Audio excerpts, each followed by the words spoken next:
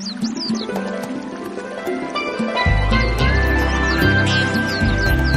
道自見，釋經靈修。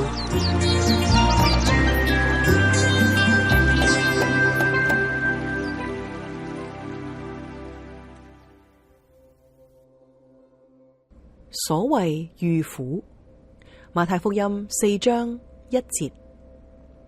當時耶穌被聖靈引到曠野，受魔鬼的試探。耶穌基督喺曠野被試探嘅故事，無疑係信仰旅程當中一個重要嘅篇章。呢個故事唔單單係歷史嘅記錄，更加係我哋喺信仰當中不斷自省同埋成長嘅鏡子。當你進入遇苦期，呢段時間成為我哋深思基督受苦嘅契機。耶穌喺曠野嘅40日，正如信徒喺遇苦期嘅40日，呢段時間充滿咗禁食、禱告同埋悔改嘅意義。不過，翻到最基本嘅問題，點解基督徒要攞苦嚟辛呢？究竟苦對我哋信仰嚟講有啲咩意義呢？但係按照住基督教嘅靈修傳統，苦修主義一直都係我哋一個重要嘅屬靈嘅傳統。苦本身或者冇任何直接嘅功能意義，但係佢卻係一種嘅預備，好讓人得以離開俗世嘅纏繞。因此，遇苦呢個字正好道出整個屬靈類似嘅意思，唔單單係一種嘅預備受苦，而係受苦作為一種嘅預備。耶穌基督喺曠野嘅經歷，正正係呢種磨練嘅最佳例子。耶穌基督呢40日嘅曠野試探，同時被記載喺馬太、馬可同埋路加福音裏邊。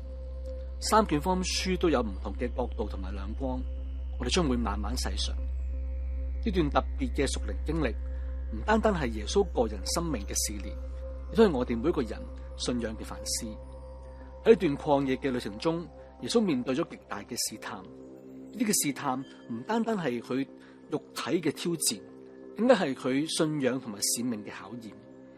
咁樣嘅試探，正如我哋生活中所面對各樣嘅挑戰同埋困難一樣。耶穌選擇喺曠野中面對呢啲嘅試探，並且用佢嘅信仰同埋智慧去戰勝。呢個俾我哋一個好好嘅範例，讓我哋知道點樣去面對試探嘅時候，依靠住信仰嘅力量去克服佢。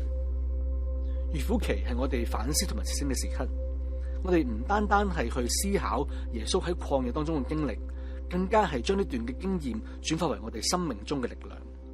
呢段時間裏邊，讓我哋一齊有機會重新去審視我哋自己嘅信仰，並且喺苦難當中尋找生命嘅意義。我認為所謂靈性，正正係生命、信仰、苦難三者彼此交織嘅長跑旅程。因此，弟兄姊妹，我哋好好嘅嚟到預備思想呢段嘅苦，佢正係要係我哋一個同上帝關係嗰個嘅預備，佢叫我哋面對呢個頗苦嘅世界，能夠更加嘅堅定同埋勇敢。弟兄姊妹，你最近嘅生活感覺苦嗎？倒不如將佢成為一種嘅預備，看待佢作為你同上帝更加深嘅關係啊！